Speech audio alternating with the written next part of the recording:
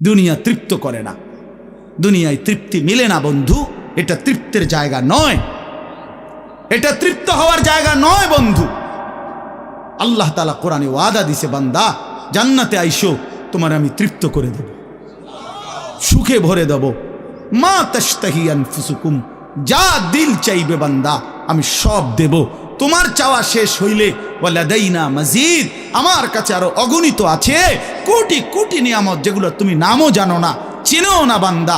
তুমি চাও নাই, আমি আল্লাহ নিজের থেকে আরো কোটি কোটি দেব। তুমি আইসো বান্দা, তুমি জান্নাতে আসো, তুমি সবর করো, অপেক্ষা করো। আল্লাহ আমাকেও বুঝার তৌফিক দান করেন, সবাইকে বুঝার তৌফিক দান করেন। আপনাদের এই মাহফিল আমি শুরু থেকেই বললাম কষ্টের আয়োজন। কষ্ট করে ভাবেন, নিজের ফিকির করেন, নিজের ভালো নিজের কল্যাণ ভাবতে শিখেন। আমি যে আয়াতগুলো পড়ছি এবার তর্জমা শোনেন, তাইলে আমার কথা শেষ। আয়াতগুলো মূল বক্তব্য হইল আল্লাহ তাআলা বলছেন এই পৃথিবী একদিন শেষ হবে, হাসরের মাঠ কায়েম হবে, মানুষগুলোর দুইটা অবস্থা হবে, কিছু আমার প্রিয় বান্দা হবে, কিছু নাফরমান বান্দা হবে। আল্লাহ তাআলা এই কথাটা খুব গুরুত্ব দিয়া কোরআনে বুঝাইছে, বান্দা এই রং রসের এই সৌন্দর্যময় পৃথিবী তোমার কাছে যত লোভনীয়ই মনে হোক, আকর্ষণীয় মনে হোক, তবে এটা নিশ্চিত যে তুমিও থাকবা না, দুনিয়াও থাকবে না। এই কথাটা মনে রাখো বান্দা। এটা যদি মনে রাখতে পারো তো জিন্দেগি সুন্দর হবে, জীবন সুন্দর হবে। এই জন্য কোরআনুল কারীমে আল্লাহ তাআলা খুব এই কথাটা বুঝাইতে চাইছে, বান্দা এই এত সুন্দর পৃথিবী দেখে তুমি যতই বিমোহিত হও, মুগ্ধ হও, তো মনে রাখো এটা থাকবে না, আমি একদিন ভেঙে ফেলব। ইদাস সামাউন ফাতারাত, আসমান ভেঙে চুরচুর হবে। বা ইদাল কাওয়াকিবুন তাসারাত, তারকারাজি খসে খসে পড়বে, পাহাড়গুলো উঠতে থাকবে তুলার মতো। ও তাকুনুল জিবালু কাল ইহনিল মানফুস, অবুসাতিল জিবালু বাসসা, পাহাড়গুলো তুলার মতো উঠতে থাকবে, সাগর নদীর পানিগুলো টকবক করে উথরাইতে থাকবে। মা তার কোলের বাচ্চাকে ছুঁড়ে ফেলে দিবে, গর্ভবতী নারীর বাচ্চা নিজে নিজে বের হয়ে যাবে, সব মানুষ পাগলের মতো মাতালের মতো হয়ে যাবে। ইসরাফিল ফু দিবে, জমিনের মধ্যে ভূমিকম্প শুরু হবে, বিকট শব্দে আওয়াজ হবে। আল কারিআতু মাল কারিআ। আল্লাহ তাআলা এই কথাগুলো বহুভাবে বহু আয়াতে বুঝাইতে চাইছেন, বুঝাইয়া বলছেন, বান্দা একদিন তুমিও শেষ হবা, আমার এই সৃষ্টি জগৎ শেষ হবে, হাসরের মাঠ কায়েম হবে। তো এখানেও আল্লাহ তাআলা বলছেন, কাল্লা ইদা দুক্কাতিল আরদু দাক্কান দাক্কা, সাবধান বান্দা, মনে রেখো এই জমিন একদিন চূর্ণ বিচূর্ণ হয়ে যাবে। কি হবে বলেন না? ওইখানে একটা কথা আছে, লম্বা কথা, অতুহিব্বুনাল মালা হুব্বান জাম্মা। আল্লাহ তাআলা বলেন, বান্দা দুনিয়ার মাল আর সম্পদের ভালোবাসাটাকেই তোমরা খুব গভীরভাবে দিলের মধ্যে বসায় লাইলা। তবে মনে রাখো, দুনিয়াকে তুমি যত ভালোবাসো, যত মজবুত করো, যত বিল্ডিং, যত ফাইলিং, যত মজবুতই হোক না কেন, এটাই মনে রাখো আমি আল্লাহ এই জমিন, এই সৃষ্টি একদিন ভেঙ্গে চুরে তছনছ করে ফেলব, চূর্ণ বিচূর্ণ হয়ে যাবে। কাল্লা ইদা দুক্কাতিল আরদু দাক্কান দাক্কা। এরপরে হাসরের মাঠ কায়েম হবে। তো হাসরের মাঠের দৃশ্যটা আল্লাহ তুলে ধরছে যে হাসরের মাঠ কায়েম হবে, মানুষগুলো সব দাঁড়ানো থাকবে, আদম থেকে ইসরাফিলের ফু পর্যন্ত। এই দাঁড়ানো অবস্থায় আল্লাহ তাআলা বলতেছেন, ওয়াজা রাব্বুক, আল্লাহ তাআলা মহান আল্লাহ পাক, তিনি তার শান অনুপাতে হাসরের ময়দানে উপস্থিত হবেন। ওয়াল মালাকু সাফফান সাফফা, কোটি কোটি ফেরেশতা সারিবদ্ধভাবে লাইন ধরে দাঁড়াবে, চারদিকে কোটি কোটি ফেরেশতা, মহান আল্লাহ পাক উপস্থিত, আর মানুষগুলো সব দাঁড়ানো। এই কল্পনা করে হাসরের মাঠ। এবার কি হবে? আল্লাহ বলেন, ওয়াজিআ ইয়াউমা ইদিন বিজাহান্নাম। এই অবস্থায় ফেরেশতারা জাহান্নামকে ৭০,০০০ আগুনের শেকল দিয়ে টেনে হাসরের ময়দানে উপস্থিত করবে। মানুষগুলো সচক্ষে জাহান্নামকে দেখবে। জাহান্নাম একটা বিকট তারা আগুনের গর্জন, তীব্র আগুনের যখন একটা গর্জন উঠবে, আল্লাহর কসম নবী বলছে, পুরা হাসরবাসী তখন চিৎকার দিয়া বলবে, ইয়া রব্বি নাফসি নাফসি, আয় মাওলা আমাকে বাঁচান, আমাকে বাঁচান। এই প্রথম হাসরবাসী কথা বলবে, তাফসিরে আছে, হাদিসে। মানে প্রথম চুপচাপ দাঁড়ায় থাকবে, কিন্তু জাহান্নামকে যখন দেখবে, জাহান্নামের চিৎকার যখন শুনবে, তখন পুরা হাসরের ময়দানে চিৎকার উঠবে, ইয়া রব্বি নাফসি নাফসি, আল্লাহ আমাকে বাঁচা। নবী সাল্লাল্লাহু আলাইহি ওয়াসাল্লাম বলেন, আল্লাহ তাআলা ফেরেশতারা যেন দেখায় দিবে ইব্রাহিম আলাইহিস সালামকে, ওই যে আপনার ছেলে ইসমাঈল, তার ব্যাপারে কিছু বলবেন। ইব্রাহিম আলাইহিস সালাম বলবেন, ইয়া রব্বি নাফসি নাফসি, এই মাওলা আমাকে বাঁচান, আমাকে। ওর বিষয়টাও দেখো। ইয়াকুব আলাইহিস সালাম, ওনার ছেলে ইউসুফ আলাইহিস সালাম, এটা সেই ছেলে 40টা বছর দুনিয়াতে যার জন্য উনি কাঁদছিলেন। ফেরেশতারা বলবো, ওই যে ইউসুফকে দেখা যায়, তার ব্যাপারে কিছু বলবেন। ইয়াকুব আলাইহিস সালাম বলবেন, ইয়া রব্বি নাফসি নাফসি, এই মাওলা আমারে বাঁচান, আমার। ওটাও বুঝো। অজি আয়াউমা ইদিন বিজাহান্নাম, জাহান্নামকে হাসরের ময়দানে আনা হবে বন্ধু। বিষয়টারে তুমি আমি খামখেয়ালি মনে করো না বাপ। হাদিসের মধ্যে আছে, হযরত ইরবাজ ইবনে সারিয়া, রাসূলুল্লাহ সাল্লাল্লাহু আলাইহি ওয়াসাল্লামের একজন সাহাবী, ইরবাজ ওনার নাম। উনি বর্ণনা করছেন যে একদিন রাসূলুল্লাহ সাল্লাল্লাহু আলাইহি সাল্লাম আমাদের মাঝে ওয়াজ করলেন। ওয়াজানা রাসূলুল্লাহ সাল্লাল্লাহু আলাইহি ওয়াসাল্লাম। দুই একজন স্বেচ্ছাসেবক ভাই কাজ করে খেদমত করো, যে বলো যে বসতে। তো আল্লাহ রসুল সাল্লাল্লাহু আলাইহি সাল্লাম তিনি বলেন যে আমাদেরকে ওয়াজ করলেন।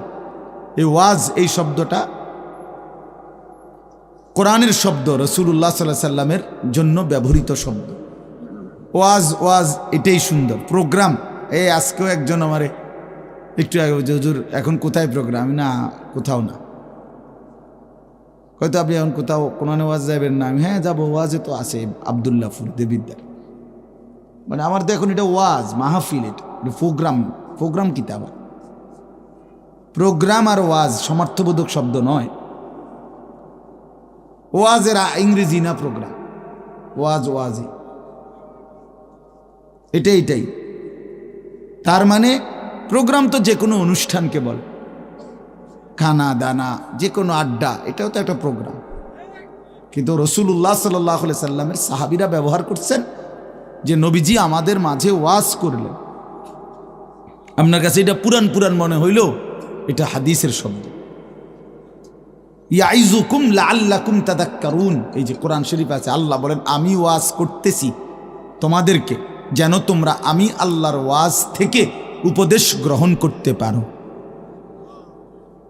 ইয়াইজুকুম, যে কোনো আলেমকে জিজ্ঞাসা করে, ইন্নাল্লাহা ইয়া'মুরু বিল আদলি ওয়াল ইহসান ওয়া ইতাই দিল কুরবা ওয়া ইয়ানহা আনিল ফাহশাই ওয়াল মুনকারি ওয়াল বাগি ইয়াইজুকুম লাআল্লাকুম তাযাক্কারুন। এজন্য ওয়াজ, এই শব্দটা কোরআনের শব্দ, এটা রাসূলুল্লাহ সাল্লাল্লাহু আলাইহি সাল্লামের শব্দ। তাহলে এর চাইতে দামি হয়ে গেল প্রোগ্রাম? কথা বলেন না। যাই হোক, তো বলতেছিলাম আল্লাহ নবী সাল্লাল্লাহু আলাইহি ওয়াসাল্লাম তিনি বললেন, ওয়াজ করলেন, সাহাবী বলতেছেন। তো এতে আমাদের অবস্থা কি হলো, শ্রোতাদের হালাত কি হলো? নবী সাল্লাল্লাহু আলাইহি সাল্লামের সাহাবী বলেন, শ্রোতাদের অবস্থা হলো দুইটা, জারাফাত মিনহাল উয়ুন ওয়া ওয়াজিলাত মিনহাল কুলুব। নবীজির ওয়াজের পরে আমাদের হালাত হলো এই, যে আমাদের চোখ দিয়ে অঝরে পানি ঝরতে লাগলো, আমাদের দিল আল্লাহর ভয়ে কাঁপতে লাগলো। এই সরাসরি হাদিসের। তাহলে ওয়াজের মাকসাদ বুঝলেন কিনা, যে কি হওয়া উচিত ছিল? চোখে পানি ঝরছে আর দিল আল্লাহর ভয়ে কাঁপতেছে। কোরআন শরীফে আছে, সরাসরি কোরআন শরীফে, ওয়া ইযা সামিউ মা উনজিলা ইলার রাসূল তারা আ'য়ুনাহুম তাফীদু মিনাদ দাম'i মিম্মা আরাফু মিনাল হক। আল্লাহ বলেন, রাসূল আপনার সাহাবীদের হালাত দেখেন। আমি আল্লাহর কোরআন যখন আপনার উপরে নাজিল করা হয়, আর আপনি যখন সাহাবীদের সামনে এই কোরআন তেলাওয়াত করেন, তারা আ'য়ুনাহুম, ওই দেখেন ভাই, ওই দেখেন, দেখছেন কি পরিমাণ অপদার্থ এটা? এরকম করলে কেন ভাই তুমি? আরে তুমি মিয়া জ্যাকেটওয়ালা, তুমি আবার পিছে চাও কেন? তুমি চিনো না আমারে, কোনোদিন দেখো নাই? আমি 1 মিনিটের জন্য ছেড়ে দিতে রাজি না। আমি নওজোয়ানের পরিবর্তন চাই। এই এক ফিকির নিয়া জিন্দিগির আমার মেহনত, প্রতিটা নওজোয়ানের বদলানো চাই। এই জন্য সোজা কেউ না বলুক, তার আমি বলবো, আমি নিয়ত করছি যে একদিন পারি একদিন বলবো। যেদিন বলতে পারবো না, নাই। পৃথিবী থেকে কোনোদিন যদি নাই তো নাই, কিন্তু ছেড়ে দেব না আমি ইনশাআল্লাহ। লক্ষ লক্ষ মুসলমানের কিশোর তরুণ যুবক একরকম এটা ভাবছে, এরা ছেলেরা যে এদের কোনো অভিভাবক নাই, আপন মা বলার সাহস পায় না, আপন বাবা বলার সাহস পায় না, এলাকার কেউ কিছু বলার সাহস পায় না। তোমরা ছেলেরা মিয়া যা মন চায় তাই করতেছো নিজের খেয়াল খুশি মতো। আরে ভাইয়া, এভাবে নিয়ন্ত্রণহীন, অভিভাবকহীন, কারো তত্ত্বাবধানবিহীন জীবন জন্তু জানোয়ারের জীবন বেটা। আমি বললাম বেটা, যার মাথার উপরে কোনো ছায়া নাই, যার কোনো অভিভাবক নাই, যারে আগলাইয়া রাখে না কেউ, যারে শুধরাইয়া দেয় না কেউ, আল্লাহর কসম ওই জীবন জানোয়ারের জীবন বেটা, জন্তু জানোয়ারের জীবন। তোমার মনে যা চাই তাই করবা, এটাকে আল্লাহ কোরআনে বলছে এই লোকটার পরিচয় হলো সে জানোয়ার, যার জীবনের কোনো নিয়ন্ত্রণ নেই। রাতের বাজে 3টা ঘুমায় না, সকাল বাজে 9টা ওঠে না। দেখিতা তো পাগল না ছাগল না, এটা পতনেরও টাইম নাই, উড়নেরও কি নাই। এটা কোনো জীবন হলো বলো না? এটা জানোয়ারের জীবন না? সারা রাত, রাতের 3টা বাজে মোবাইলে উলঙ্গ ছবি দেখতেছে। আস্তাগফিরুল্লাহ, আস্তাগফিরুল্লাহ। স্বাভাবিকভাবে জি বলো ভাই, রসিকতা করো না, তামাশা করো না,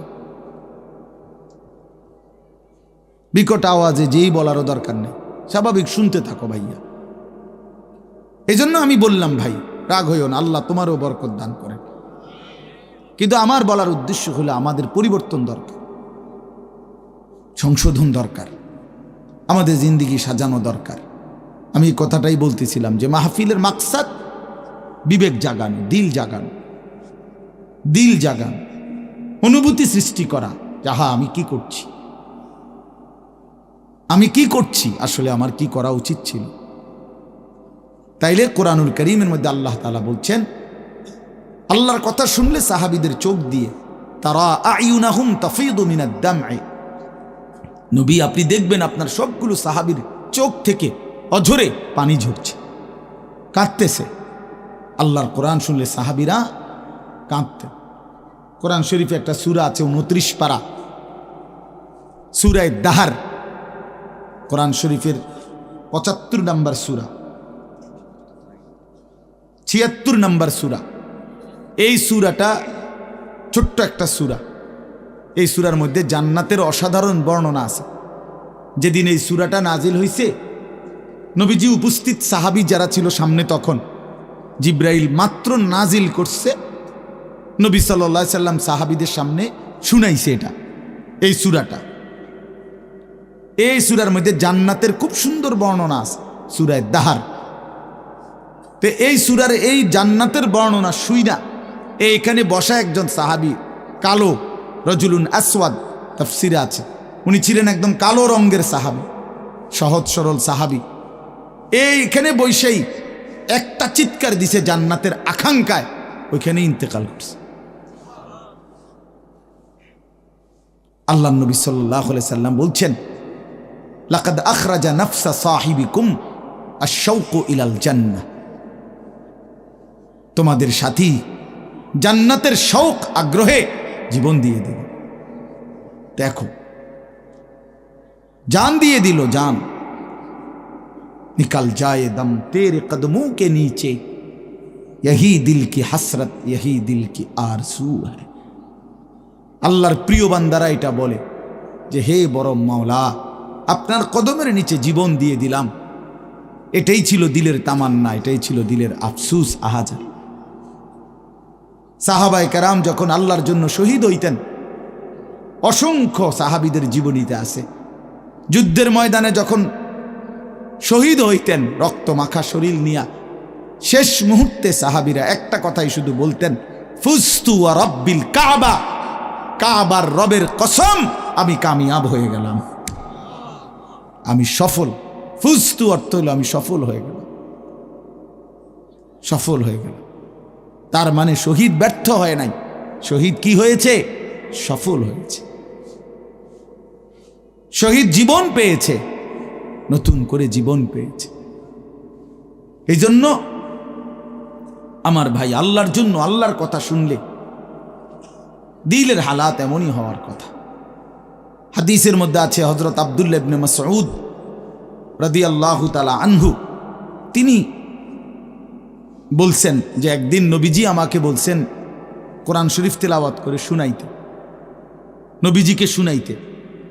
হযরত আব্দুল্লাহ ইবনে মাসউদ রাদিয়াল্লাহু তাআলা আনহু বলেন, আমি সূরা নিসা, এই সূরার প্রথম 40টি আয়াত একটানা নবীজিকে মাথা নোয়ায়া আদবের সাথে নবীজিকে শুনাইতেছিলাম।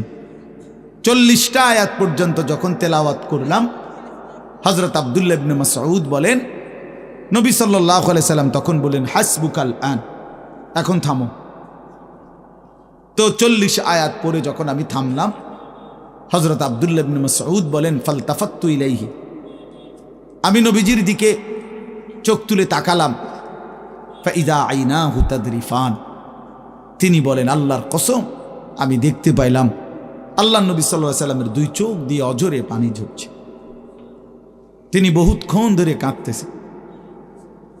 কাঁদতেছেন। তাহলে এই ছিল রাসূলুল্লাহ সাল্লাল্লাহু আলাইহি সাল্লামের হালাত, এই ছিল সাহাবায়ে কেরামের হালাত। আল্লাহর কথা শুনলে নবী নিজেও কাঁদতেন, সাহাবায়ে কেরামও কি করতেন? কাঁদতেন।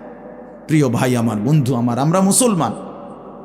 আমি এই কথাটাই শুরু করছিলাম, গাফেল বঞ্চিত হয়, খামখেয়ালি মানুষ, খামখেয়ালি। আর কেন নামাজ পড়ো? পড়ি না, আর কি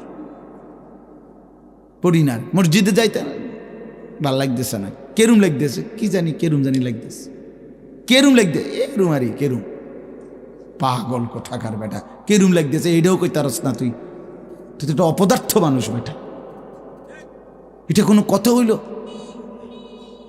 এই জন্য বললাম, মানে আসল কথা হইল গাফেল, খামখেয়ালি। কোরআন শরীফে আছে যত লোক জাহান্নামে যাবে, আল্লাহর কসম ভাইয়া শোনো, যত লোককে আল্লাহ জাহান্নামে ফেলবে, আল্লাহ কোরআনে স্পষ্ট বলছে সবগুলোর পরিচয় হলো উলাইকা হুমুল গাফিলুন, এগুলো গাফেল। কোরআন শরীফের আয়াত, উলাইকা হুমুল গাফ ওয়ালাকাদ যারানা লি জাহান্নামা কাসীরাম মিনাল জিন্নি ওয়াল ইনস, আমি অসংখ্য অগণিত জিন আর মানুষ দিয়ে জাহান্নামকে পূর্ণ করব। আল্লাহ বলেন এই সবগুলো নাফরমানের পরিচয় উলাইকা হুমুল গাফিলুন, এরা গাফেল, এরা গাফেল ছিল, খামখেয়ালি করছে, খামখেয়াল। আমি নয়তো হায়াত দিয়েছি, আওয়ালাম নুআম্মিরকুম মা ইয়াতাযাক্কারু ফীহি মান তাযাক্কারা। আল্লাহ তাআলা জাহান্নামীকে বলবে, এই জাহান্নামী বান্দা, মনে তো করো যেটুকু হায়াত দিলে আমার বন্দিগি করতে পারতাম, এটুকু হায়াত, এটুকু সময় আমি তো তোমাকে দিয়েছি বান্দা। তুমি বলো কোন সময়টা, কোন সুযোগটা আমি দেই নাই বান্দা, বলো বলো বান্দা। 1টা বাজে জোহরের আজান হইছে, 3:45 বাজে আসরের আজান হইছে, 3.5 ঘন্টা তো 12 রাকাত বা 10 রাকাত জোহরের নামাজ পড়তে কি 3.5 ঘন্টা লাগে? বলেন বলেন। তাইলে যুবক কেন নামাজ পড়লা না? তুমি কি হায়াত পাও নাই? তুমি কি সুযোগ পাও নাই? 4 রাকাত ফজরের নামাজ পড়তে কি 1 ঘন্টা সময় লাগে? তো আল্লাহ তাআলা কি সময় দেয় নাই? আল্লাহ কি হায়াত দিল না? কেন না ফরমানি করলেন? বন্ধু আমার, আল্লাহ বলবেন এই কথা, আওয়ালাম নুআম্মিরকুম, বলো বান্দা আমি কি তোমাকে হায়াত দেইনি? আমি কি তোমাকে সময় দেই নাই? কোরআন শরীফে আছে আল্লাহ বলছেন এটা। কোরআন শরীফে আছে আল্লাহ বলছেন জাহান্নামী চিৎকার করবে আর বলবে, আল্লাহ একটু সময় দেন, একটু বিরতি দেন, 1টা মিনিট কদ্দুর আমারে জিরাইতে দেন, আমি পারতেছি না মালিক, আগুনে এই মালিক, আমার শরীরটা জইলা পুরা ছাই হয়ে গেছে, আমি আর পারছি না মাওলা, আমার একটু বিরতি দেন, 10টা মিনিট কদ্দুর বিরতি দেন, এই আগুন আমি সইতে পারছি না। আল্লাহ তাআলা বলবেন লা ইউফাত্তারু আনহুম, না নাফরমান, 1 সেকেন্ডের বিরতি মিলবে না। অহুম ফীহি মুবলিসুন, আল্লাহ বলে জাহান্নামী চিরদিন অনন্তকাল মলিন চেহারা, বিমর্ষ চেহারা নিয়েই পড়ে থাকবে, কোনদিন তার মুখে হাসি ফুটবে না। আর ওমা যালামনাহুম ওয়ালাকিন কানু হুমুজ জালিমিন, আল্লাহ তখন বলবে নাফরমান জাহান্নামী, আমি তো তোমার উপরে জুলুম করি নাই বান্দা, তুমি তো নিজেই নিজের উপরে জুলুম করেছিলে, আমি জুলুম করি নাই। আমি যতগুলো হুকুম করেছি, যতগুলো নিষেধ করেছি বান্দা, প্রতিটা হুকুম পালন করার যোগ্যতাও আমি শরীরে দিয়েছি। তুমি যদি রুকু করতে না পারতা আমি বলতাম না, তুমি যদি সেজদা করতে না পারতা তাইলে আমি হুকুম করতাম না। আমি তো গাছকে বলি নাই সেজদা করতে, তোমারে বলছি। আমি তো মাছকে বলি নাই সেজদা করতে, তোমাকে বলেছি, কারণ তোমাকে তো যোগ্যতাও দিয়েছি। ইন্না হাদাইনাহুস সাবিলা, আল্লাহ বলেন আমি তো বুঝাইবার জন্য আমার পক্ষ থেকে প্রতিনিধিও পাঠিয়েছি, আমি তো বুঝবার জন্য আসমানি কিতাবও দিয়েছি, নবীও দিলাম, রসুলও দিলাম, ওলামায়ে কেরামকেও দিলাম, কিতাবও দিলাম, শরীরেও মানার যোগ্যতা দিলাম, তাইলে কেন পারলা না বান্দা? নামাজ পড়ার যোগ্যতাও আছে, বুঝাইয়া বলার লোকও আছে, বুঝবার মতো কিতাবও আছে, কেন পড়লেন না বলেন? আপনারা যে কেউ যদি সিদ্ধান্ত নেন 2 রাকাত নামাজ পড়বেন, তাহলে আপনাদের শরীরে পড়ার যোগ্যতা আছে কিনা? আপনারা যদি সিদ্ধান্ত নেন কিভাবে পড়ব, তো এই কথা বুঝাইয়া বলার জন্য কোনো আলেম আছে কিনা? যদি বলেন কোরআন থেকে কইলেন, তো এটা দেখানোর মতো কিতাব আছে কিনা? তো কি সমস্যার কারণে পারলেন না? বন্ধু বলেন, প্রিয় ভাই বলো, আমার নওজোয়ান সন্তানরা বলো, ভাইয়া কি কারণে পারলা না? আজকের সারাদিনে 5 ওয়াক্ত নামাজ কেন পড়তে পারলা না দোস্ত? কেন পড়তে পারলা না? হ্যাঁ, এই পৃথিবীতে কত বন্ধুর কত আবদার রক্ষা করলেন, পরম বন্ধু মহান আল্লাহ পাকের কোনো আবদার রক্ষা করলেন না। সামান্যটুকু উপকার যে করছে তারে কতবার থ্যাংক ইউ দিলেন। 24 ঘন্টা যিনি লালন পালন করছে তারে একবারও সেজদা দিলেন না। এই নাফরমান, তুই এত বড় গাদ্দার কেমনে হইলি বেটা? বেনামাজির চাইতে বড় গাদ্দার আর কে হইতে পারে? বেনামাজির চাইতে বেয়াদব, অসভ্য আর কি? বেনামাজি অসভ্য, অসভ্য বেনামাজি শয়তান, যার কপালে সেজদা নাই ওই শয়তান, শয়তান, শয়তান, ওইটা শয়তান। আমি বললাম, আল্লাহর কোরআন বলছে, ইবলিস তুই সেজদা দিলি না, আজকের থেকে তুই শয়তান। ইবলিস রে এর আগে শয়তান বলতো না, বলতো না, আজকের থেকে শয়তান, আজকের থেকে রাজিম, ফখরুজ ফা ইন্নাকা রাজিম। আল্লাহ বলছে বের হ বেঈমান, কেন সেজদা দিলি না? ফা ইন্নাকা রাজিম, আজকের থেকে ইবলিস তুই অভিশপ্ত। এজন্য বেনামাজি অভিশপ্ত, বেনামাজি শয়তান।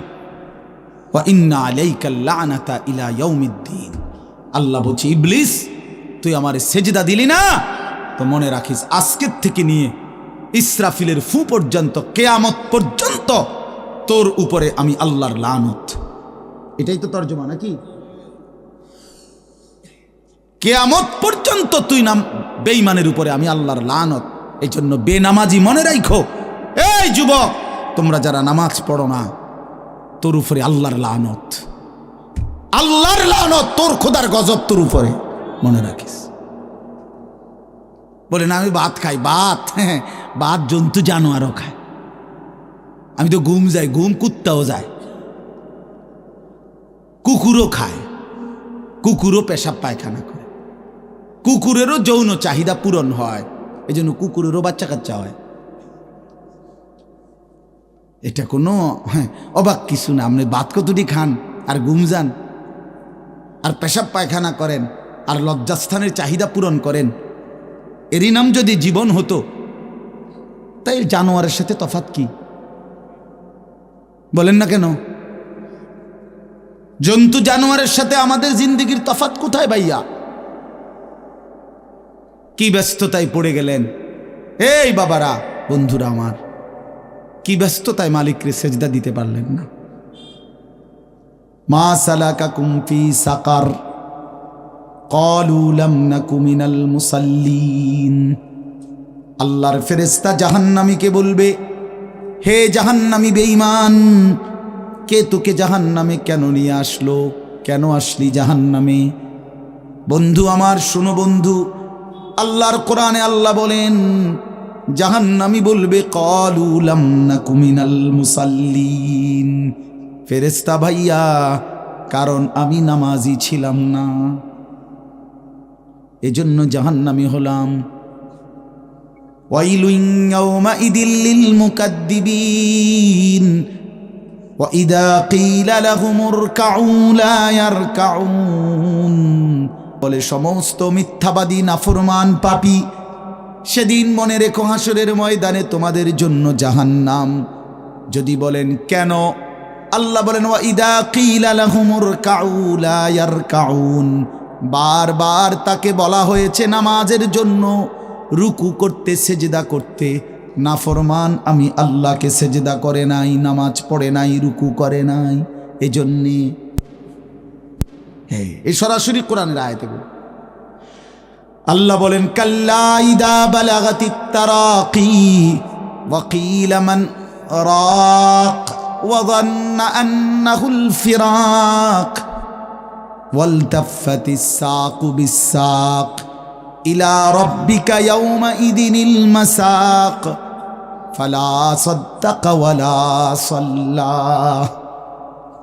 আল্লাহ বলেন, আল্লাহর নবীর জবানে নবীজি বুঝাইছেন এই তাফসিরে, নবীজি বলছেন উম্মত, কোন নাফরমান পাপীর জান কবজের সময় মালাকুল মউত আজরাইল তার রুহুটা তার কলিজা থেকে একটা টান দিয়ে ছিঁড়ে ফেলবে।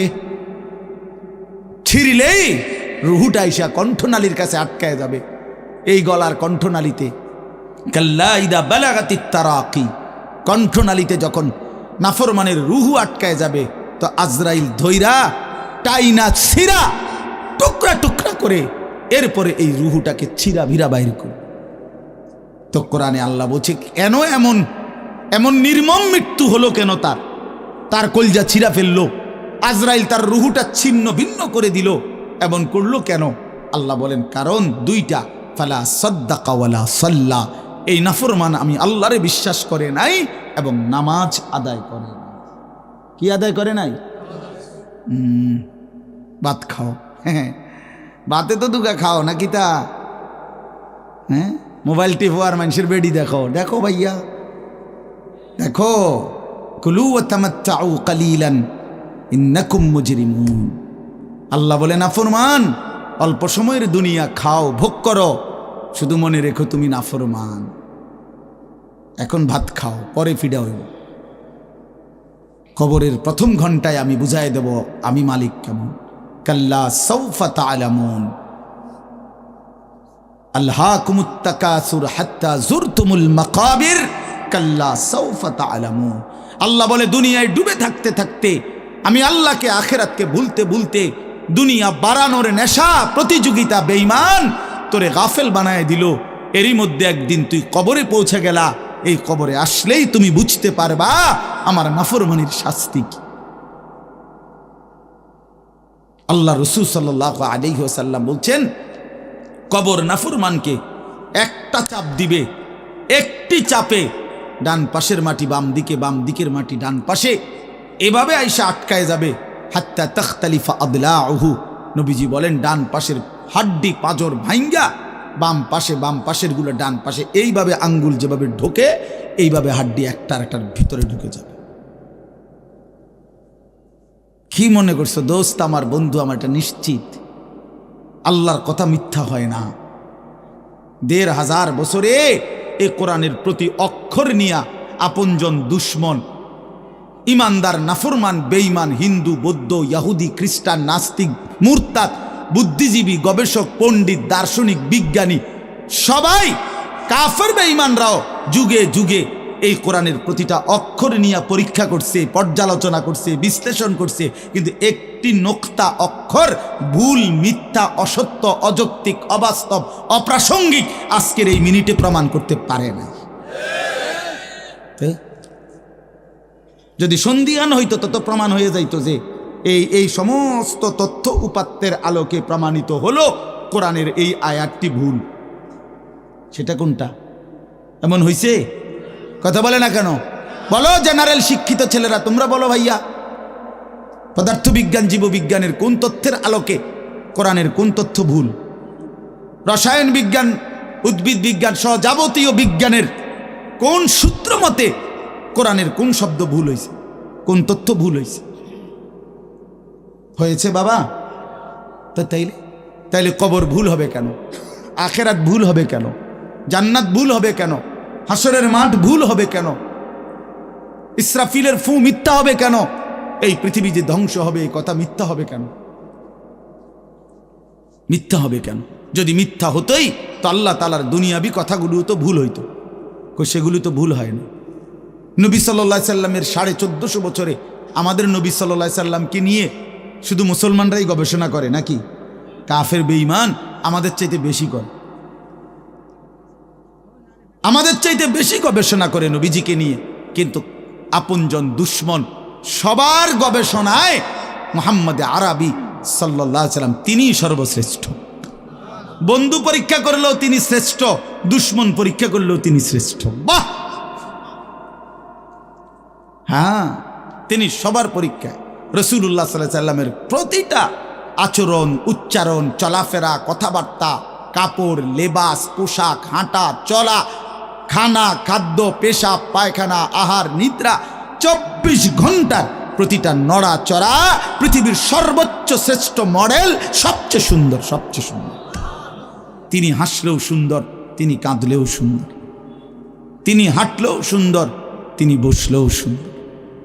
এজন্য প্রিয় ভাই আমার, বন্ধু আমার, বেনামাজি হয়েও না বাপ। মাঝ বয়সী যারা, আপনাদেরকেও বলি, একটা চা দোকান নামাজ পড়তে দেয় না, একটা সিএনজি নামাজ পড়তে দেয় না, একটা অটো রিক্সা নামাজ পড়তে দেয় না, একটা বুটমুড়ির দোকান নামাজ পড়তে দেয় না, সামান্য কুদ্দুর ক্ষেতের ফসল নামাজ পড়তে দেয় না। 12,000, 14,000, 20,000 টাকার একটা চাকরি, এটা আপনাকে এক ওয়াক্ত নামাজ পড়তে দেয় না। হায় হায় বদনসিব! কয় টাকার বিনিময়ে আল্লাহকে ভুলে গেলেন? 20,000 টাকার বিনিময়ে। একটা দোকানে কয় হাজার টাকা বেতন হলো, এই 30,000, 40,000 টাকার বেচা কিনার বিনিময়ে আল্লাহকে ছেড়ে দিলেন। যুবক ভাই, তোমরা এই 12, 14, 20,000 টাকার একটা মোবাইলের কাছে আল্লাহকে ছেড়ে দিলা। মাত্র 20,000 টাকায় তুমি ইমানদার বিক্রি হয়ে গেলা। ছি ছি ছি ছি! মোমেন তো এত কম দামে বেচা হয় না, এত অল্প দামে তো বেচা হইবার কথা না ভাই। মাত্র একটা 15-20,000 টাকা দামের মোবাইলের কাছে তো বিক্রি হয়ে গেল। নিজের ইমান, নিজের ইসলাম, নিজের আখেরাত, আল্লাহর সাথে সম্পর্ক, রাসূলের সাথে সম্পর্ক, ধর্মের সম্পর্ক, কোরআনের সম্পর্ক সব ছেড়ে দিলা, সব ভুলে গেলা। তুমি চেনো না আল্লাহ কি, রাসূল কি, আখেরাত কি। তুমি চিনছো শুধু মোবাইল, নারী, ছবি, নর্তকী, জিনা, ব্যভিচার, অসভ্য দৃশ্য, বন্ধুদের আড্ডা। না ভাইয়া, এত কম দামে ইমানদার বিক্রি হয় না, মুমিন এত অল্প দামে বিক্রি হয় না। হ্যাঁ, 54 বছরের যেই জালেম স্বৈর শাসক বাপ ফুতে মিলে, সিরিয়ার ওই জালেম স্বৈর শাসক ফ্যাসিস্ট, যে 54 বছর ধরে হাজারো লক্ষ মুসলমানের রক্তে জমিন ভাসাইছিল, কারাগারের অন্ধকার প্রকোষ্ঠে আটকায় রাখছিল, মুসলমান ইমানদারের রক্তের আহাজারিতে আল্লাহর জমিন কাঁপতেছিল। ওই সিরিয়াতে এই যে কয়দিন, মাত্র 2 দিন হলো, 8ই ডিসেম্বর 24 বছরের জুলুমের শাসন থেকে পলাইয়া সিরিয়ার প্রেসিডেন্ট বাশার আল আসাদ ভাগছে, পলাইছে। শুনছেন আপনারা? পলাইছে। নতুন উইকেট পড়ছে যে, শুনছেন? এই যে 8ই ডিসেম্বর আরেকটা উইকেট পড়ছে। প্রথম উইকেট পড়ছে 5ই আগস্ট, দ্বিতীয় উইকেট পড়ছে 8ই ডিসেম্বর। 2024 উইকেট পড়ার বছর, 2024 উইকেট পড়ার বছর। এবছর বোলিং ভালো হয়েছে, এবছর উইকেট পড়তেছে। 2 উইকেট পড়ে গেছে। আগামী উইকেট নেতানিয়াহু, ইনশাআল্লাহ। ইসরায়েলের এই কুত্তাও হেরে যাবে ইনশাআল্লাহ। ইসরায়েলের ওই বেঈমান নেতানিয়াহু অয় ভাগবে, অয় পালাবে ইনশাআল্লাহ, কোনো সন্দেহ নেই। ফিলিস্তিনের বিজয় হবে ইনশাআল্লাহ, ফিলিস্তিনের বিজয়। আর ওই যে 130 কোটির ধমক দেখায় যে বেটা, ওই মোদি, ওরাও হেরে যাবে ইনশাআল্লাহ, ওরাও হেরে যাবে। ওখান থেকে আলুর ধমক দে, আলু, পেঁয়াজ। বেটা মন্ডা কয় আটটা গিয়ে কন্যাই কথা কস বেটা, পেঁয়াজের ধমক দেশ বেটা। হ্যাঁ, পেঁয়াজ, আমগো পেঁয়াজ বন্ধ করে দিবে, আমরা আলু বন্ধ করে দিবে। হেঁটে ইন্ডিয়া থেকে আমগো আলু বন্ধ, পেঁয়াজ বন্ধ। পেঁয়াজ তার আব্বার। হ্যাঁ, পেঁয়াজ কি মোদির আব্বার? বলো যুবক, তার বাপের পেঁয়াজ বেটা। তো তাইলে তুই বন্ধ করবি কি বেটা? তোদের পেঁয়াজ বন্ধ করবি কেন? তোদেরকে পেঁয়াজ, রসুন, আদা, চাল, ডাল, ভাত, মাছ খাওয়ায় যিনি, 24 ঘন্টা তোদেরকে বাঁচায় রাখছে যিনি, তিনি তো আমার আল্লাহ বেটা, আমার আল্লাহ, আমার আল্লাহ। ওই বেঈমান, তোর কি বেঈমান? তুই তো মূর্তি ছাড়া তোর কিচ্ছু নাই বেটা। ওই মালিক তো আমার মালিক, আমি ওই মালিকের সেজদা করি। আমার মালিক তোকে খাওয়ায় বেটা। আল্লাহ রিজিক দেয় ওদেরকে, ওরা আম করে ধমক দেয়, ওরা আমাদেরকে ধমক দেয়। যত ধমকই দাও, মনে রাখো যুবক, তোমাদের কাছেও বলি, এই ইসলাম আমাদের কাছে আমানত। আমরা সাফ কথা, 110 কোটি 130 কোটি বেঈমান আমরা ভয় পাই না। আমরা কোনো সংখ্যা গণি না, ওদেরকে আমরা গণা তো ধরি না।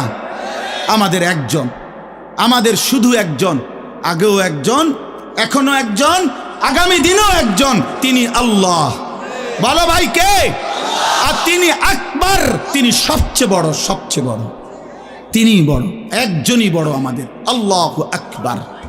বলো ভাই, সবাই বলো, জোরসে বলো ভাই, আল্লাহু আকবার, আল্লাহু আকবার, আল্লাহু আকবার। বলো বলো, আওয়াজ করে বলো, বলো বলো।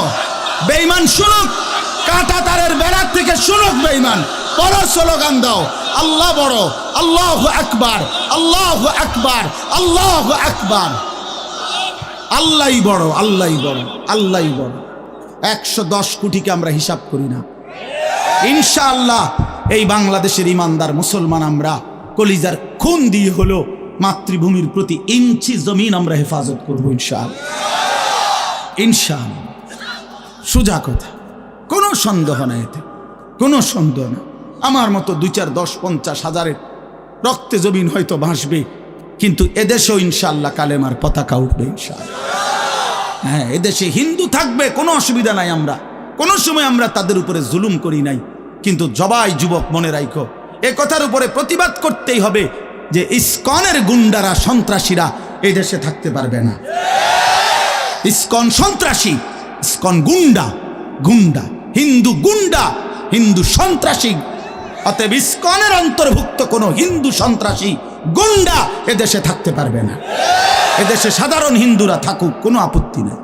আমরা কোনোদিন তাদের উপরে কোনো জুলুম করি নাই, কেউ করে নাই, কেউ করে নাই, কেউ করে নাই। 5ই আগস্টের পরে ওদের মন্দির আমাদের মুসলমানের সন্তানরা পাহারা দিছে, আর বিনিময়ে তার প্রতিদানে বেঈমান আমাদের মুসলমান শহীদ অ্যাডভোকেট সাইফুল ইসলাম আলিফকে জবাই করে দিয়েছে। এই ছিল বিনিময়, এই ছিল প্রতিদান। তোমরা যুবক ফিরে আসো ভাইয়া, আগামীর সম্ভাবনা ভাই আমার, এটা মনে রাখো ভাইয়া, আগামীর সম্ভাবনা নিশ্চিত ইসলামের। সারা বাংলাদেশ হিসাব ধরো না, সারা পৃথিবী মিলাইয়া ধরো। বাংলাদেশ সারা পৃথিবী সহ ভাবো, সারা পৃথিবীতে ইনশাআল্লাহ মজলুমের বিজয়, সারা পৃথিবীতে ইমানদারের বিজয় হচ্ছে এবং হবে ইনশাআল্লাহ, হবে। আগামীর সময়টা মাহাদি এবং দাজ্জালের লড়াই হবে ইনশাআল্লাহ। ঈমান এবং কুফরের জিহাদ হবে ইনশাআল্লাহ। সেই জিহাদে, সেই যুদ্ধে ইসলামের জন্য জান বাজি রাখতে নওজোয়ান রেডি থাকতে হবে ইনশাআল্লাহ। আল্লাহ তাআলা প্রতিটা যুবককে কবুল করে নেন। মোবাইলের ওই আড্ডা, নারীর আড্ডা, জুয়ার আড্ডা বন্ধু, সুখ আসবে না। আমি অনুরোধ করলাম, কতজন নারী দরকার তোমার? সারা দিন রাত নাচ গান ছবি, এই উলঙ্গ দৃশ্য বন্ধু সুখ দেয় না। মদের আড্ডা, জুয়ার আড্ডায় সুখ হয় না, সুখ হয় না ভাই আমার। কোনো হারামখোর সুখে নাই। একটা সুদখোর, ঘুষখোর, বাটপার এই ওজনে কম দেয়, ধোকাবাজি করে, প্রতারণা করে, হারাম রোজগার করে, একটা হারামখোর সুখে নাই। আমি চ্যালেঞ্জ করলাম, একটা সুদখোর, কিস্তিখোর, হারামখোর সুখে নাই। একটা নেশাখোর জুয়ারি সুখে নাই, সুখে নাই। বেপর্দা নারী একটাও সুখে নাই, একটাও না, একটাও না। রূপ যৌবনের ফেরিওয়ালা, রাস্তায় ফেরি করে যারা, নিজের যৌবনের, নিজের রূপের এই অসৎ নারী কোনোদিনও সুখ পায় না। সুখ, সুখ, সুখ, শান্তি, তৃপ্তি, দিলের স্বস্তি, অন্তরের প্রশান্তি আল্লাহর কসম আল্লাহকে মানার মধ্যে, সেজদার মধ্যে। হাদিসে আছে, আল্লাহ তাআলা বলছে, বান্দা তুমি যদি আমার বন্দেগীর জন্য সময় দাও, আমি ওয়াদা দিলাম, মালাতু সাদরাকা গিনান, আমি তোমার অন্তর ধনী বানিয়ে দেব, দিল খুশ করে দেব। হ্যাঁ হ্যাঁ, প্রয়োজনে থাইকো কুড়ে ঘরে, চাটাইয়ের মধ্যে থাইকো, তারপরও আমি আল্লাহ দিল খুশ করে দেব। এই জন্য গুনার মধ্যে তৃপ্তি নাই, আল্লাহর নাফরমানির মধ্যে তৃপ্তি নাই। সবাই ছেলেরা, ভাইয়া, অনেক ছেলে মাশাআল্লাহ, অনেক নওজোয়ান। প্রিয় ভাই, তুমি ফিরে আসো, তুমি নামাজ পড়ো, তুমি নামাজ পড়ো, তুমি আল্লাহকে রাজি করো। মোবাইলের আড্ডা, জুয়ার আড্ডা, নারীর আড্ডা ছেড়ে দাও। যে চাহিদা আল্লাহ দিছেন, আমি প্রতিদিন বলি ভাই, এই বলতে বলতে ক্লান্ত হয়ে গেছে। যে চাহিদা আল্লাহ দিছেন, সে চাহিদা পূরণের ব্যবস্থাও আল্লাহ রাখছেন। তৃষ্ণা যিনি দিছেন, পানি তিনিই দিছেন। যিনি ক্ষুধা, খাবারের চাহিদা দিয়েছেন, তিনি হালাল খাবারের ব্যবস্থাও রাখছেন। ঠিক লজ্জাস্থানের যে চাহিদা, এটা আল্লাহ তাআলাই দিয়েছেন, সেটা পূরণের জন্য হালাল স্ত্রী আল্লাহই ব্যবস্থা রাখছেন। তুমি ওয়েট করো, অপেক্ষা করো, কুত্তার মতো হইও না। সারাদিন বেডি, নারী, ছবি, না, এটা তো জানোয়ারের স্বভাব। মাথালুহু কামাথালিল কালব ইন তাহমিল আলাইহি ইয়ালহাস আও তাতরুকহু ইয়ালহাস। আল্লাহ বলছেন নাফরমান কুত্তার মতো। সরাসরি কোরআন শরীফের আয়াত। রাগ করার সিস্টেম, রাগ করে যাবেন কার লগে রাগ করবেন? হ্যাঁ, হুজুর এত বড় কথা না, হুজুর এত বড় কথা কইছে না, আল্লাহ বলছে। সহ্য হয়নি আমনের? কার লগে রাগ করবেন আপনি? আল্লাহ বলছে ফামাসালুহু কামাসালিল কালব, নাফরমান কুত্তার মতো। কালব অর্থ কি? কুকুর। ইন তাহমিল আলাইহি ইয়ালহাস আও তাতরুকহু ইয়ালহাস, মানে কি? আল্লাহ বলছে তার উপরে যদি বোঝা চাপায় দেয়, তাইলেও সে জিব্বা বাইর করে দেয়, আর যদি বোঝা সরায় দেয়, তারপরও জিব্বা বাইর করে দেয়। লুভিয়ে থাকে, জিব্বা বাইর করে থাকে। তার মানে তার তামাম দুনিয়া দিলেও সে আরো দুনিয়া চায়, আবার না দিলেও এই আফসুসে করে। তো তৃপ্তি হলো কই? তৃপ্তি হলো কই? দুনিয়া তৃপ্ত করে না, দুনিয়ায় তৃপ্তি মিলে না বন্ধু। এটা তৃপ্তের জায়গা নয়, এটা তৃপ্ত হওয়ার জায়গা নয় বন্ধু। আল্লাহ তাআলা কোরআনে ওয়াদা দিছে, বান্দা জান্নাতে আইসো, তোমার আমি তৃপ্ত করে দেব, সুখে ভরে দেব। মা তাশতাহি আনফুসুকুম, যা দিল চাইবে বান্দা আমি সব দেব। তোমার চাওয়া শেষ হইলে ওয়ালাদাইনা মাজিদ, আমার কাছে আরো অগণিত আছে কোটি কোটি নিয়ামত, যেগুলো তুমি নামও জানো না, চিনো না বান্দা। তুমি চাও নাই, আমি আল্লাহ নিজের থেকে আরো কোটি কোটি দেব। তুমি আইসো বান্দা, তুমি জান্নাতে আসো, তুমি সবর করো, অপেক্ষা করো। আল্লাহ আমাকেও বুঝার তৌফিক দান করেন, সবাইকে বুঝার তৌফিক দান করেন। আপনাদের এই মাহফিল আমি শুরু থেকেই বললাম কষ্টের আয়োজন, কষ্ট করে ভাবেন, নিজের ফিকির করেন, নিজের ভালো নিজের কল্যাণ ভাবতে শিখেন। আমি যে আয়াতগুলো পড়ছি এবার তর্জমা শোনেন, তাইলে আমার কথা শেষ। আয়াতগুলো মূল বক্তব্য হইল আল্লাহ তাআলা বলছেন এই পৃথিবী একদিন শেষ হবে, হাসরের মাঠ কায়েম হবে, মানুষগুলোর দুইটা অবস্থা হবে, কিছু আমার প্রিয় বান্দা হবে, কিছু নাফরমান বান্দা হবে। আল্লাহ তাআলা এই কথাটা খুব গুরুত্ব দিয়া কোরআনে বুঝাইছে, বান্দা এই রং রসের এই সৌন্দর্যময় পৃথিবী তোমার কাছে যত লোভনীয়ই মনে হোক, আকর্ষণীয় মনে হোক, তবে এটা নিশ্চিত যে তুমিও থাকবা না, দুনিয়াও থাকবে না। এই কথাটা মনে রাখো বান্দা, এটা যদি মনে রাখতে পারো তো জিন্দেগি সুন্দর হবে, জীবন সুন্দর হবে। এই জন্য কোরআনুল কারীমে আল্লাহ তাআলা খুব এই কথাটা বুঝাইতে চাইছে, বান্দা এই এত সুন্দর পৃথিবী দেখে তুমি যতই বিমোহিত হও, মুগ্ধ হও, তো মনে রাখো এটা থাকবে না, আমি একদিন ভেঙে ফেলব। ইজাস সামাউন ফাতারাত, আসমান ভেঙে চুরচুর হবে। ওয়া ইদাল কাওয়াকিবুন তাসারাত, তারকারাজি খসে খসে পড়বে, পাহাড়গুলো উঠতে থাকবে তুলার মতো। ওয়া তাকুনুল জিবালু কাল ইহনিল মানফুশ ওয়া বুসাতিল জিবালু বাসসা, পাহাড়গুলো তুলার মতো উঠতে থাকবে, সাগর নদীর পানিগুলো টকবক করে উতরাইতে থাকবে।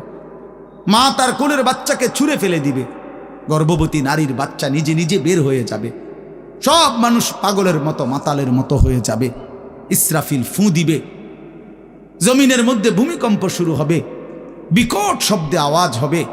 আল কারিআতু মাল কারিআ, আল্লাহ তাআলা এই কথাগুলো বহুভাবে বহু আয়াতে বুঝাইতে চাইছেন, বুঝাইয়া বলছেন, বান্দা একদিন তুমিও শেষ হবা, আমার এই সৃষ্টি জগৎ শেষ হবে, হাসরের মাঠ কায়েম হবে। তো এখানেও আল্লাহ তাআলা বলছেন, কাল্লা ইদা দুক্কাতিল আরদু দাক্কাং দাক্কা, সাবধান বান্দা, মনে রেখো এই জমিন একদিন চূর্ণ বিচূর্ণ হয়ে যাবে। কি হবে বলেন না? ওইখানে একটা কথা আছে, লম্বা কথা, অতুহিব্বুনাল মালা হুব্বান জাম্মা। আল্লাহ তাআলা বলেন, বান্দা দুনিয়ার মাল আর সম্পদের ভালোবাসাটাকেই তোমরা খুব গভীরভাবে দিলের মধ্যে বসায় লাইলা। তবে মনে রাখো, দুনিয়াকে তুমি যত ভালোবাসো, যত মজবুত করো, যত বিল্ডিং, যত ফাইলিং, যত মজবুতই হোক না কেন, এটাই মনে রাখো আমি আল্লাহ এই জমিন, এই সৃষ্টি একদিন ভেঙ্গে চুরে তছনছ করে ফেলব, চূর্ণ বিচূর্ণ হয়ে যাবে। কাল্লা ইদা দুক্কাতিল আরদু দাক্কাং দাক্কা, এরপরে হাসরের মাঠ কায়েম হবে। তো হাসরের মাঠের দৃশ্যটা আল্লাহ তুলে ধরছে যে হাসরের মাঠ কায়েম হবে, মানুষগুলো সব দাঁড়ানো থাকবে, আদম থেকে ইসরাফিলের ফুঁ পর্যন্ত। এই দাঁড়ানো অবস্থায় আল্লাহ তাআলা বলতেছেন, ওয়াজা রাব্বুক, আল্লাহ তাআলা মহান আল্লাহ পাক, তিনি তার শান অনুপাতে হাসরের ময়দানে উপস্থিত হবেন। ওয়াল মালাকু সাফফান সাফফা, কোটি কোটি ফেরেশতা সারিবদ্ধভাবে লাইন ধরে দাঁড়াবে, চারদিকে কোটি কোটি ফেরেশতা, মহান আল্লাহ পাক উপস্থিত, আর মানুষগুলো সব দাঁড়ানো। এই কল্পনা করে হাসরের মাঠ। এবার কি হবে?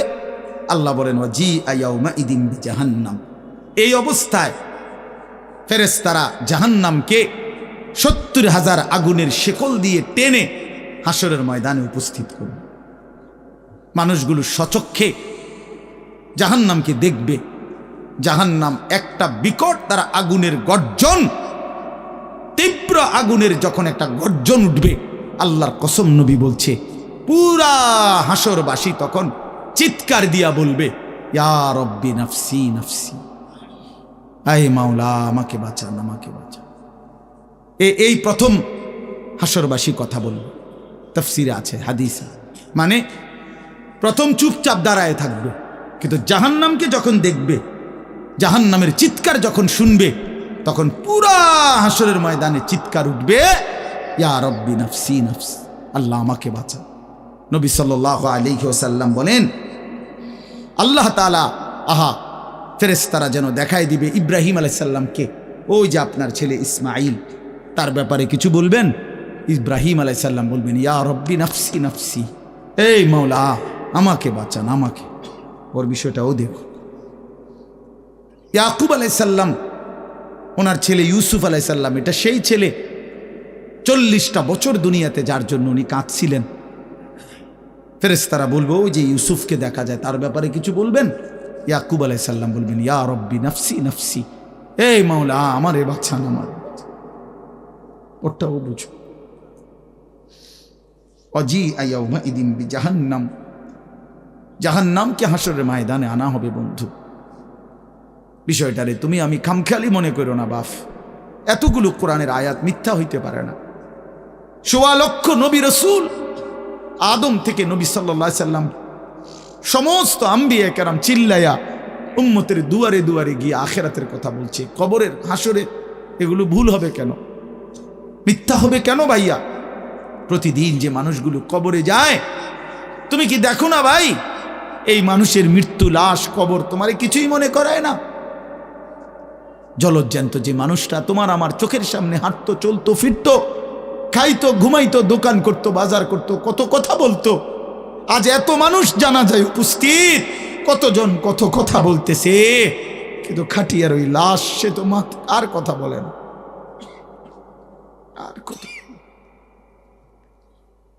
আর কথা বলে না। আমি তো আমার বাবার লাশ দেখছি, আমার বাপ সারা জীবন দেখতাম, আব্বারে দেখছি আমি বুঝাওয়ার পরে সারাক্ষণ বলতো আমার সময় নাই, সময় নাই। আমার মসজিদ, আমার স্কুল, যে বাবারে দেখতাম ফজরের পর থেকে রাত 11 তো দৌড়াইতেন, শুধু ব্যস্ত ছিল, সেই বাপ একদিন স্তব্ধ হয়ে গেছে। মৃত্যু বাবাকে একদিন থামায় দিছে বন্ধু।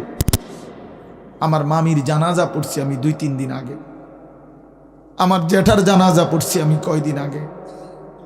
আমার চোখে দেখা সেই জ্যাঠা, আমার মামা, আমার মামি, ওরা আজকে কোথায় চলে গেল?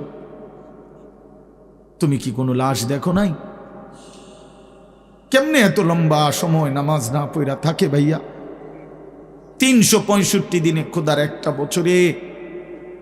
এই যুবক, আমি যদি তোর জন্য কাঁদতে পারতাম, 1 বছর কোনো দিন যুবক, কোনো দিন ফজরের নামাজ পড়লা না, হায় হায় মুসলমানের বাচ্চা, এত বড় বেঈমান কেমনে হইলা, কেমনে হইলা ভাইয়া?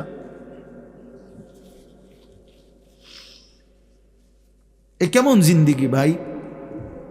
কোনো দিন নামাজ পড়বা না?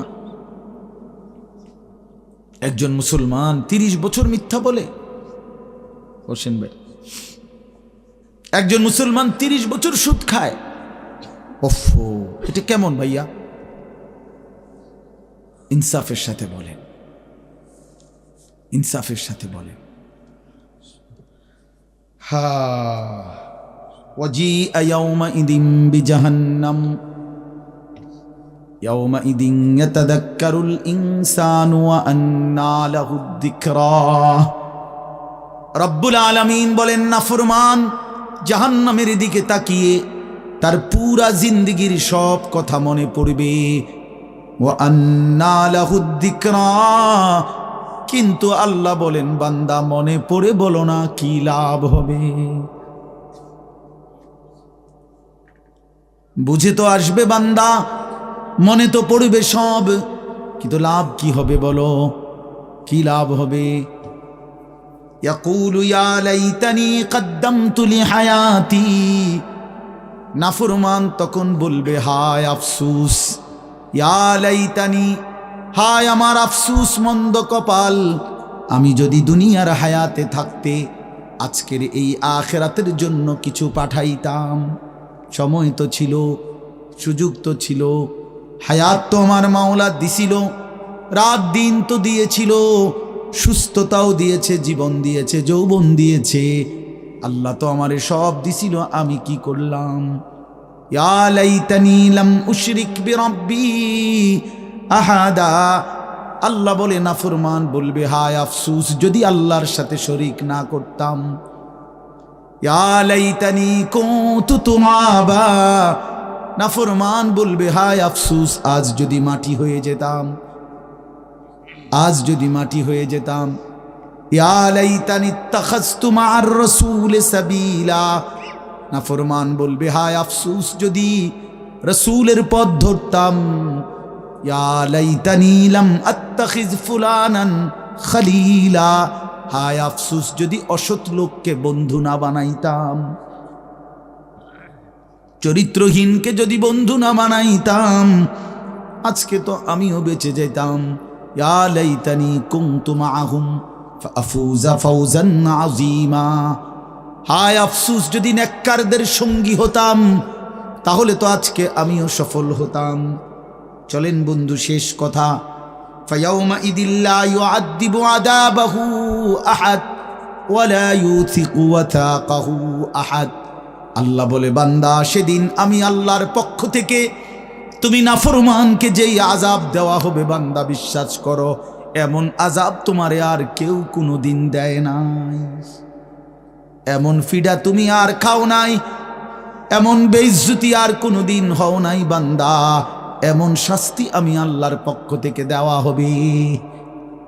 ওয়ালা ইউসিকু ওয়াথাকাহু আহাদ। আল্লাহ বলে, নাফরমান আমার ফেরেশতা তোরে যেই বাঁধাটা বাঁধবে, এমন শক্ত বাঁধা বান্দা তোরে আর কেউ কোনোদিন বাঁধে নাই। আল্লাহ আমাকেই মাফ করে দেন। ইয়া আইয়াতুহান নাফসুল মুতমাইন্নাহ।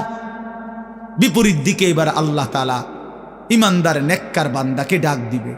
মানে ওই যে এনেটা ফিডাফিডি চলতে আছে, নাফরমানরে টাঙ্গাইয়া ফিরতে আছে, বানতে আছে, একটা মায়ের চলতে আছে, এই কারণে আবার আমার নেককার বান্দা নিয়ে আবার ঘাবড়ায়া যায়।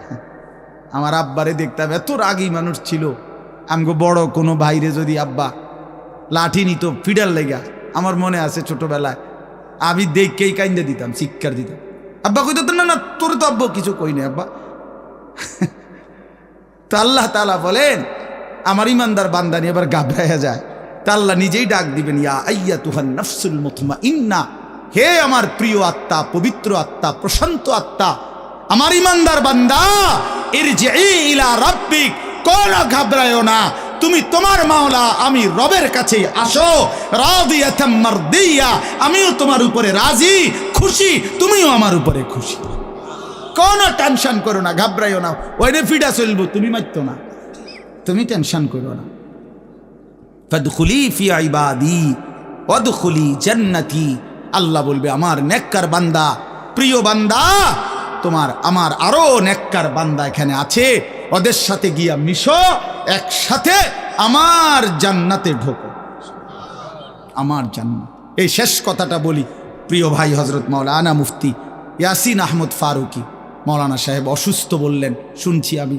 আল্লাহ তাআলা পুরাপুরি শিফায়ে কামেলা আজেলা দান করে। আমি নিজে কোমরের ব্যথা আছে 2 দিন, প্রচণ্ড ব্যথা, এরপরও আল্লাহর দয়ায় আসার সুযোগ হয়েছে। তো বলতেছিলাম ভাইয়া, এই শেষ কথাটা হইল, এখানে একটা কথা আছে, ওয়াদখুলি জান্নাতি। এই জান্নাতি, আল্লাহ বলবে বান্দা আমার জান্নাতে ঢোকো। তো তাফসীরের মধ্যে লিখছে, ইমানদার বান্দা, নেককার বান্দা, তার সারা জিন্দিগির কষ্ট মেহনতের বিনিময়ে, আমলের বিনিময়ে হাসরের ময়দানে আল্লাহ যখন বলবে আমার জান্নাতে ঢোকো, আল্লাহর কসম ইমানদার বান্দা খুশিতে আনন্দে আত্মহারা হয়ে যাবে যে মালিক আমারে মালিকের জান্নাতে ঢুকতে দিছে। কালকে আমি এক জায়গায় মাহফিলে যাইতেছিলাম, তা আমার একজন ঘনিষ্ঠ বন্ধু, কোম্পানিগঞ্জ বাজারের ব্যবসায়ী নুরুল আলম ভাই, ওরে আমি ফোন দিলাম, দোস্ত আপনি কই? কয় আমি তো যাওয়ার জন্য রেডি হয়েছি। আমি বলছি, না না, আপনি আমার গাড়িতে যাবেন, আপনি আমার গাড়িতে যাবেন।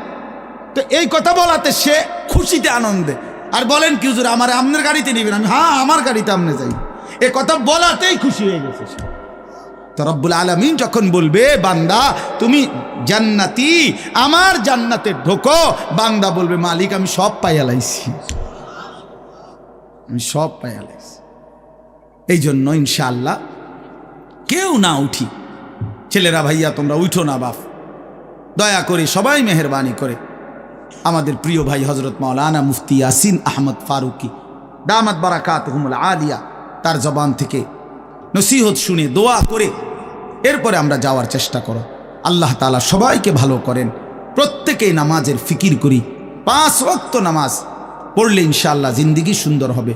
মোবাইলের আসক্ত যুবক ছেড়ে দাও, নারীর আসক্তি ছেড়ে দাও, যেটুকু প্রয়োজন মোবাইল ওটুকু প্রয়োজনীয় হালাল কাজে ব্যবহার করো, কোনো মানা নাই বন্ধু, কিন্তু হারামের কাজে গুনাহের কাজে জিন্দিগিটা নষ্ট করো না বন্ধু। দুনিয়াও আফসুস হবে, আখেরাতেও আফসুস হবে।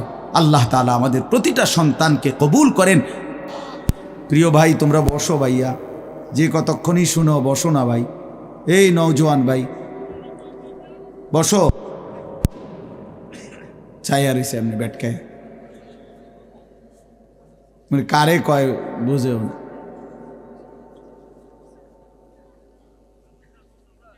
বসেন সবাই।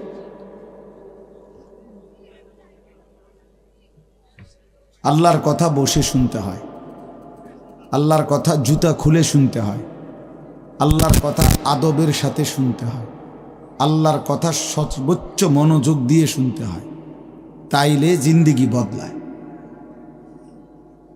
কোনো গাফেল আল্লাহর কোরআন থেকে লাভবান হইতে পারে না।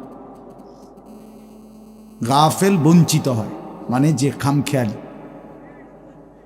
এজন্য প্রিয় ভাই, এটা জরুরি বিষয়। একজনও বুট খাইও না, বুটও খাইবা আল্লাহর কথাও শুনবা, ফায়দা হবে না ভাই।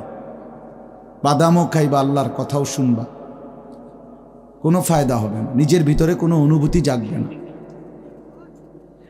প্রতিটা ওয়াজের মাকসাদ কিন্তু দিল জাগানো, দিল জাগানো, নিজের ভেতরটাকে, ঘুমন্ত বিবেকটাকে জাগিয়ে তোলা, এটাই মূল একটা মাকসাদ, অন্যতম মাকসাদ। প্রতিটা আয়োজনের পিছনে অনেক কষ্ট আছে। এই মাহফিল, এই প্যান্ডেল, এই স্টেজ, পোস্টার, হ্যান্ডবিল, ওলামায়ে কেরামকে দাওয়াত দেওয়া, যথোপযুক্তভাবে এদেরকে নিয়ে আসা, ঠিকমতো গুছগাছ করা, অনেক কাজ। আগামী শনিবার 14 তারিখ আমার মাদ্রাসায় বার্ষিক মাহফিল। তো আজকে প্রায় 14-15 দিন ধরে মাদ্রাসার বড় ছাত্ররা, ওস্তাদরা সারা দিন রাত কাজ করতেছে, সারা দিন, এখনো কোনো শেষ হয়নি। আজকে বুধবার শেষ, কালকে বৃহস্পতি, শুক্র, শনিবারে মাহফিল। তো বাস্তবতা হলো আসলে অনেক কাজ, অনেক কিছুই করতে হয় একটা মাহফিলের জন্য। তো এই সবটা আয়োজন ভাইয়া 10 টাকা, 5 টাকা, কারো কাছ থেকে 100 টাকা, এরকম কষ্ট করেই একটা মাহফিলের ফান্ড একসাথ করা হয়। কেউ তো আর একসাথে দিয়ে দিছে না বলে যে যাও আমি সব দিয়ে দিলাম। তাইলে এই সবটা কষ্টের আয়োজন বুঝি এই 10 টাকার বুটের জন্য শেষ হয়ে যাবে, এটা কথা হলো। 30 টাকার চটপটি, 20 টাকার বাদাম, এইটুকু খাইতে খাইতে সময়টা আমরা শেষ করে দিলাম। এটা ভাইয়া ইনসাফ হইতে পারে না। এতটা কষ্টের আয়োজনের মধ্যে এই সামান্য বুট, বাদাম, চটপটি, বেলুন, ফটকা, এতটুকু দিয়ে এত কষ্টের ইন্তজাম নষ্ট করে দেওয়া, এটা জুলুম ছাড়া আর কিছু, অন্যায়, এটা অন্যায়। কোরআনুল কারীমের মধ্যে আছে, আল্লাহ তাআলা বলেন, কুল মা ইনদাল্লাহি খায়রুম মিনাল লাহবি ওয়া মিনাত তিজারা। হে নবী, আপনি বলেন যে হে আল্লাহর বান্দারা, তোমাদের জন্য আল্লাহর কাছে যা আছে তা তোমাদের এই তামাশা দুনিয়ার এবং ব্যবসা, আয় উপার্জন, এর চাইতে অনেক উত্তম, অনেক উত্তম। 3 ঘন্টায় বেচা কিনায় যা লাভ, একটি সিজদায় তার চাইতে কোটি কোটি গুণ বেশি লাভ। তোমার সারা দিনের বেচা কেনায় যা মুনাফা, আল্লাহকে একবার ডাকার মধ্যে তার চাইতে কোটি গুণ বেশি মুনাফা। এই জন্য এটা বহুত কথা বলো না। এই ভাই, 2টা চাটাই বিছাইতে গেলে এতগুলো কথা বলো কেন? একদম কথা বলবো না মিয়া ভাই। তোমরা যদি বসতে রাজি না হও তো বাইরে চলে যাও। হ্যাঁ যাও, বাইরে যাও। 2-4 জন গাফেল না শুনলে কি হয়েছে?